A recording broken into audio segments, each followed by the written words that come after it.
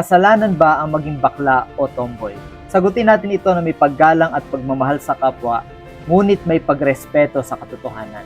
Una, ang same-sex attraction ay hindi nangangahulugang bakla o tomboy na kaagad ang isang tao. Pero kapag mayroon ng pagnanasa o lustful thoughts, malinaw na kasalanan ito. Yan ang sabi sa Matthew 5:28. Ang tumingin sa isang tao na may pagnanasa ay nagkakasala na sa kanyang puso. Ang pagiging bakla o tomboy ay hindi lang tungkol sa desire, kundi tungkol sa identity o pagkakakilanlan. So, ang tanong, ano ba ang tamang sexual identity?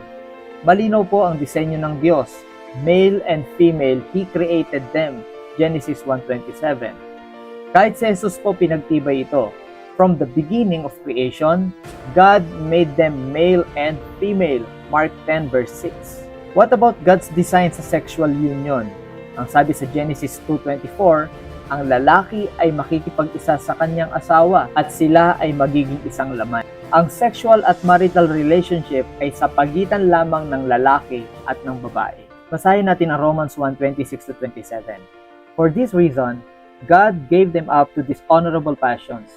For their women exchanged natural relations for those that are contrary to nature, and the men likewise gave up natural relations with women, and were consumed with passions for one another, men committing shameless acts with men, and receiving in themselves the due penalty for their error. So dun sa verse po na binasa natin, malinaw na yung natural na disenyo ng Diyos para sa babae at lalaki ay pinagpalit ng mga tao. Women for women imbes na women for men, and then men for men imbes na men for women. At sinabi sa talata na may kaparusahan sa mga taong sinasalungat ang natural na disenyo ng Diyos. Kasalanan ba ang pagiging bakla o tomboy? Opo, kung ina-identify mo ang sarili mo bilang bakla o tomboy at ipinapamuhay mo ang sexual at marital relationship sa parehong kasarian. Pero ang pinakamagandang balita, katulad din ng ibang kasalanan, kapag lumapit tayo kay Jesucristo, tinatanggap niya po tayo.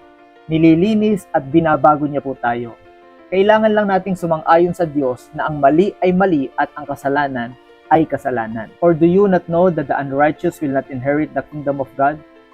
Do not be deceived. Neither the sexually immoral, nor idolaters, nor adulterers, nor men who practice homosexuality, nor thieves, nor the greedy, nor drunkards, nor revilers, nor swindlers will inherit the kingdom of God. I believe that God loves you and God seeks to save you.